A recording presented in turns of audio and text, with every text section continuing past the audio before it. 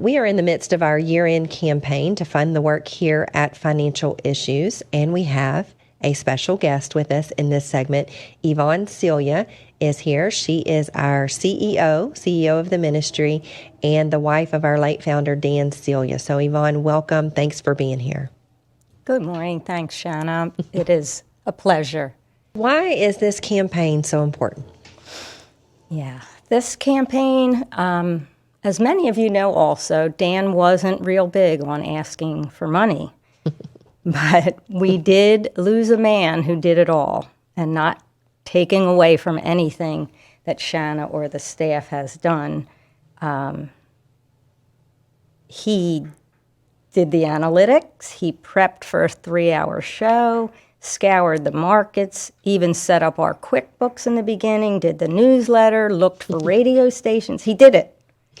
And I know I'm missing something, but what we need now is, as I said just a few minutes ago, just to press forward, to continue what he started. And he always sought the Lord. There was nothing he ever did after becoming a Christian, after becoming a Christ follower, that he didn't seek the Lord ahead of time. Mm-hmm. Bring us back to the beginning of the ministry, way back to 1997. What was it like for you and Dan in those early years?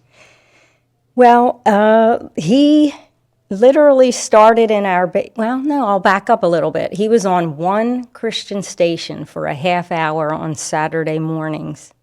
And it was through Mike Hamilton, who handles our PR and our finding radio stations for us. He was on that, and he hated it. He thought radio was the most ridiculous thing anybody could ever do. And many of you have heard his stories about this. So I guess after about a year, they came to him, and he said, I'm not doing this anymore. And they said, well, you're on 6 or 8 stations now. And he said, he just couldn't believe it. He just thought it was ridiculous. And, you know, all Dan wanted to do was to teach. He wanted to teach people about Jesus. He didn't even have this financial issues in his mind at the time. He didn't want to be a pastor, probably because he knew I'd make a lousy pastor's wife, but he wanted to share Jesus. And I remember saying to him, are you kidding? You have a huge church on your radio ministry. You can reach more people than you ever thought you could in one location. And I think that's when he realized, okay, this is what the Lord has gifted me in, and I'm going to use it.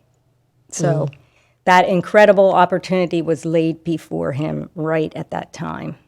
Mm-hmm. So tell us, why did Dan ever want to start Financial Issues in the first place? Okay, yeah. So it goes back to him wanting to share Jesus and to share his knowledge about finances and investments and things with others. And since it was a huge leap of faith for him, because when he started on radio and when he established Financial Issues, he had to let go a lot of his credentials, his licensing. So that was a huge leap of faith. But I will tell you that he started that at a really low time in our lives. He had made a couple of bad business decisions, and we were struggling. He was struggling to put food on the table, literally. So, but the decision to start Financial Issues is what is the glue. It held everything together, and it changed the trajectory of our lives. It was a blessing, and it grew. It just grew, and it had to be the Lord. Dan always said, I don't know how. He never would ask for more listeners, or he didn't even know how to do that because he hadn't been in radio very long. But it was all the Lord's doing, and it just kept adding and adding. Well, Dan is certainly very special to so many partners, and he had this personal connection with his audience. He always used to say that there were hardly any other personalities on the radio that knew their audience quite like he did. Can you speak to this? Yeah. Yeah, Dan, he was stressed out a lot in trying to figure out what to do, the buy list, the broad list, and all of that, the buy, sell. He would actually pace the floors, be up at night. Everyone knows he would get up at 3 o'clock in the morning to start his day. But a lot of that was his worry of, is he leading people in the right way? But nothing lifted his spirits more than to connect with his listeners. He would always say that his listeners and partners were salt of the earth, and I cannot agree with him more. I wholeheartedly agree.